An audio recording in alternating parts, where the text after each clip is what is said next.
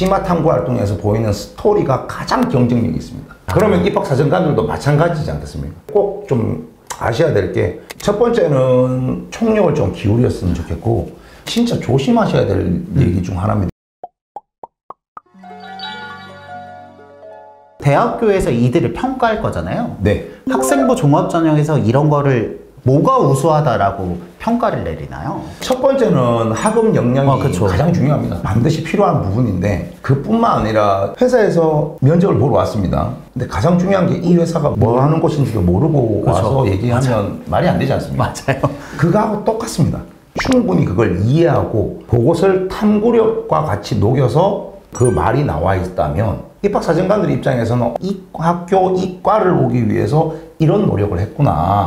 그걸 갖다 제대로 보이는 겁니다. 물론 탐구력 자체가 학생들 간의 차이가 많을 수가 있습니다. 그렇죠. 그런데 중요한 건 뭐냐면 지금부터 그걸 하나하나씩 해나가면 충분히 향상될 수 있는 영역이라는 겁니다. 과학이면 과학 수업을 듣고 뭐 주제 탐구를 거기에 붙이면서 제가 이런 활동을 더 했습니다. 그리고 거기다가 배경 지식을 더 쌓기 위해서 독서를 이런 걸 했습니다.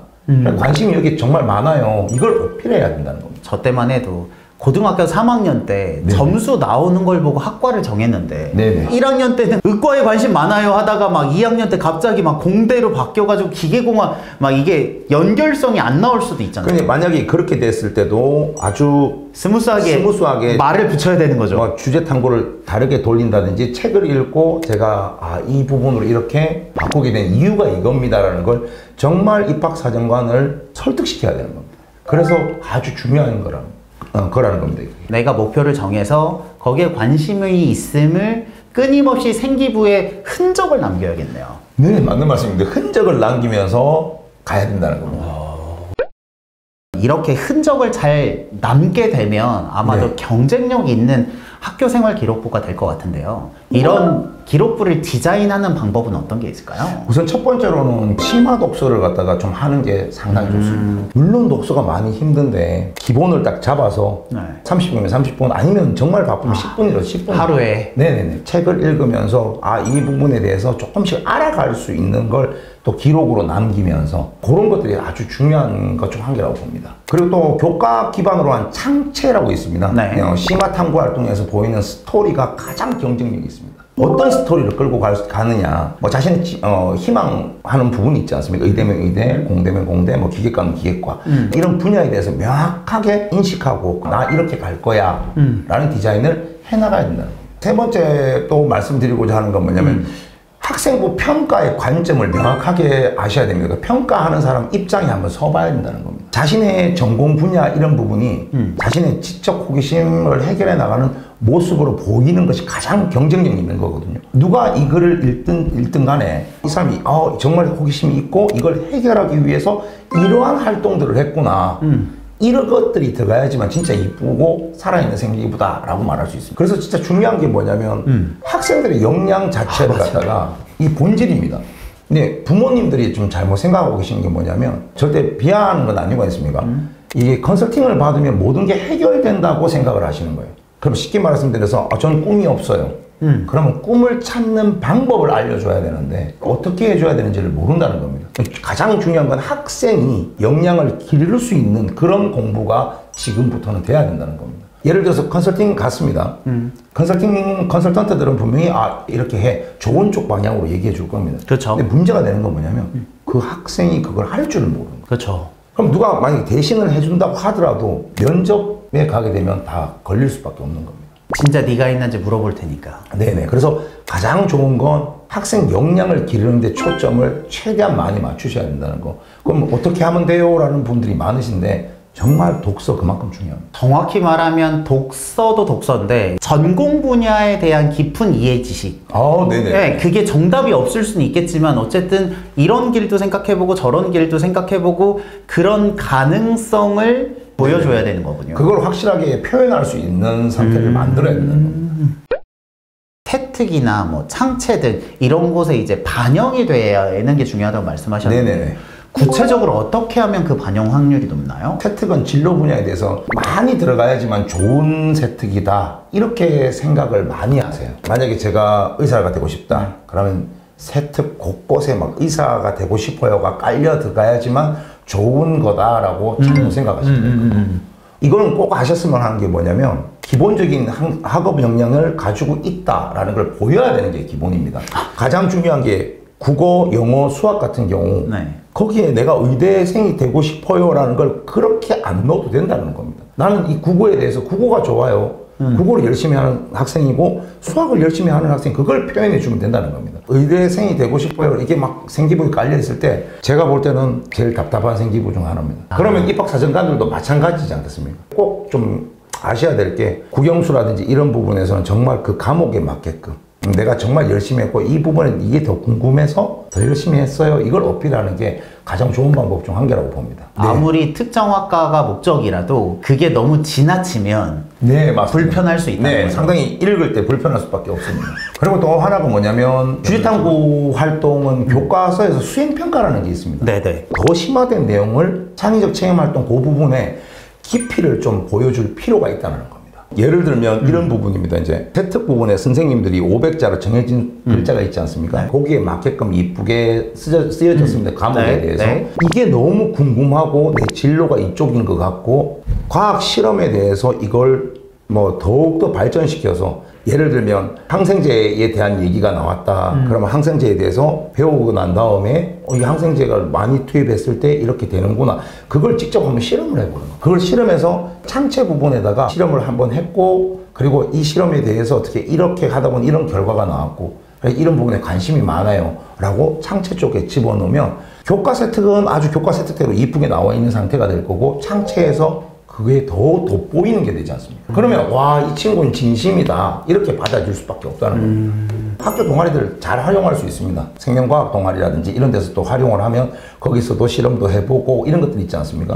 그럼 교과 내용 배우고 세특의 기본적인 거 딱 들어가고 난 다음에 창체에 거기서 활동했던 것들을 갖다가 발전시켜서 넣어버리면 아, 이 친구는 진짜 학교 생활에도 충실했고 자기 진로에 맞게끔 움직이고 있구나. 아, 얘 진짜 이 학교에 오고 이 과에 오고 싶구나. 그래서 합격을 시킨다는 거예요. 그걸 갖다가 생기부 디자인이라고 부릅니다. 근데 이런 경우도 있습니다.